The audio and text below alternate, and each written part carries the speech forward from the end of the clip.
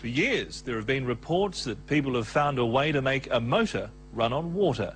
And for years, there have been conspiracy theories about how these backyard inventors have been paid off or even murdered. None of the conspiracies has ever been proven. And as far as the scientific community is concerned, no one has created a water engine. But now an Auckland man claims he's done it, turned H2O into fuel. So we sent Sarah Hall to investigate. It looks like a normal motorbike cruising at 100 k's in the far north. But there's one crucial difference. This bike is apparently running on water. Water that's been modified according to a secret formula by an Auckland inventor, Steve Ryan. Is it the holy grail of fuel research? I would say that the person that can find out how water can harness the amount of energy that it has, yes, have cracked something. And it's an Auckland boy with no background in science. Yeah, I'd say so. It's a hell of a claim. If it's true, it changes the world. It'll be cleaner, greener, safer. Our reliance on fossil fuels will disappear. Put simply, water is H2O, a mixture of hydrogen and oxygen. The big car manufacturers are already working hard to develop cars to run on hydrogen. They're extracting it from water and storing it in a fuel cell. It will power a motor, but so far it's been expensive and inefficient. What Steve claims to have done is keep the hydrogen in the water and use it to power an ordinary engine. Put simply, what is it? What we've done is actually entrained the hydrogen in the water to make it fire. And you're saying, to your knowledge, that's never been achieved before? No. We are taken to an Auckland warehouse to check out Steve's water fuel. And basically what we've got is just an internal combustion engine. It was a Suzuki motorcycle. It's a 350cc engine, carburetor, fuel tank, fuel. Okay, so it looks like water. It is. It's a water-based fuel. What we're doing is just tipping some in here.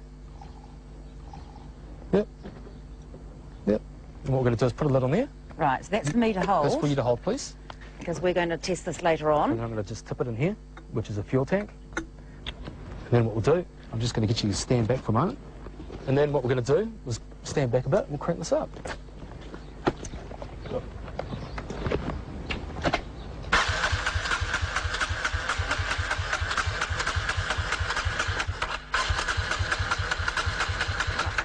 on, baby.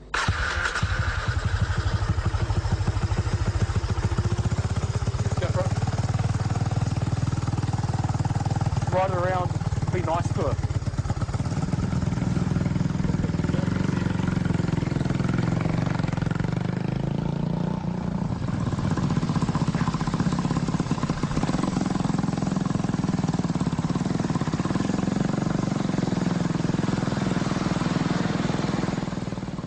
What did I just see? You saw a bike run on water, on a water-based fuel.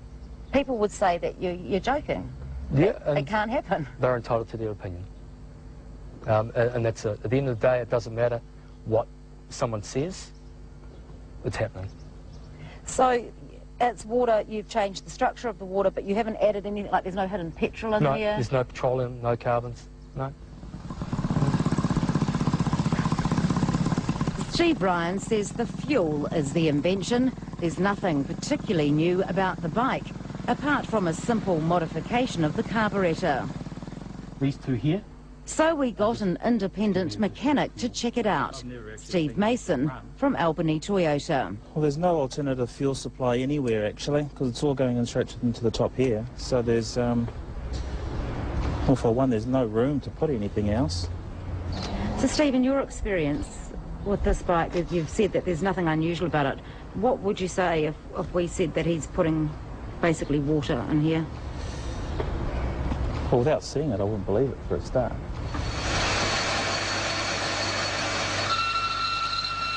One of those convinced that Steve has done what he said he's done is next-door neighbour Brian Connell. He's been an engineer for more than 30 years and has watched Steve's work in progress. How sure are you that it is water? Well, I'm pretty positive because I've seen him take the water out of the tap. He won't let me see the mix, but he says, here it is, there's the water. Mixes it. There it is. But it's definitely not octane. I mean, any octane you can taste or you can smell. Any octane, no matter what it is, that you can taste it, I'm sure it'll burn you. Mm.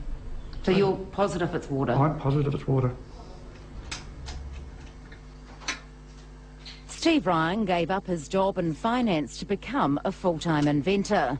For more than 8 years, he's been tinkering with this idea, starting off in a shed at the back of his property. If he's achieved a water fuel, then he's beaten researchers all round the world who have spent hundreds of millions of dollars. How can you have done it when physicists, scientists with billions of dollars worth of funding can't do it? It's quite simple. If, for example, I was to go to university and study chemistry, I'd be reading a textbook. So I would know what I can and can't do. But when you actually don't have that formal training, you continue to go down the track of believing that you can do it until you prove to yourself that it can't be done, or it can be done. Are you potentially the next Bill Gates? I think he's a bit light. What do you mean by that? All you need to work out is what the fuel is per year, what the revenue streams for the fuel per year, and then you need to just work out what percentage of the market you'll get. And if you're working on a 1%, 2%, 3%, you're talking telephone numbers. So potentially you could make billions and billions of dollars off this technology. Could, quite possibly. Very good. Steve Ryan has filed a patent to protect his findings, but it will take more than a year to come through. Initially, he told us he wouldn't show us the formula or tell us how he was making his fuel. What is your motivation for coming forward now? For protection, because I believe that the further I go down the track of developing this and filing the patent and having the patent being disclosed to the world, I will have a lot of people come out of the woodwork, organisations, governments, that will want to play. In fact, Steve Ryan claims he's already had contact by the US Defence Department, wanting to know about his research, and he's had unusual hits on his website. I have a risk management team that look after me, and they put in protocols in place. I don't have a vehicle that I drive. I have vehicles that I use. It's all very James Bond, isn't it? It has to be. People will say this guy is just a nutter. No, I'm probably eccentric. And quite a few people call me quite loose, but the proof's already been put in. Yep, right in. Okay, and then what I'm going to do... So is Steve Ryan's fuel one that could change the world? Or is he carrying out some sort of elaborate hoax? Just last week, he decided he would give us a bit more of a clue about how he makes his fuel. Yes, that's New Zealand water. Sweet. So what we're going to do is we're just going to... I'll hold it, Yep. and you can just tip it in.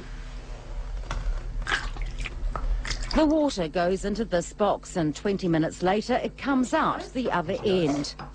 You put these two wires together. Yep, a couple of little wires together. We were allowed to look inside to observe the secret process, but weren't allowed to show you. We can confirm there was no hidden battery, no electricity, no sign of any other liquid. Put it into the little tank, which is definitely empty. Yep. So, in it goes. I poured the fuel into the bike and then saw the bike drive off.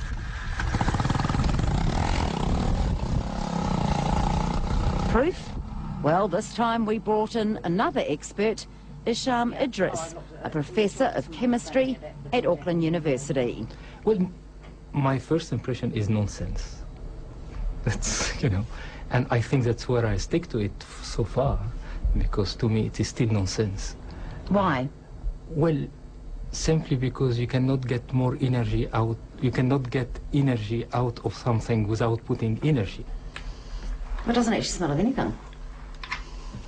Professor Idris believes what could be happening inside Steve's little box is a process called electrolysis. It's basic science. Put two metals in the water, connect them up, and hydrogen bubbles will form. But he cannot understand how that produces a fuel to run a motorbike. Have you ever seen anything like that before? No. Have you got any theories on why No. that happened? No. No. You No. can't explain it? No, I cannot.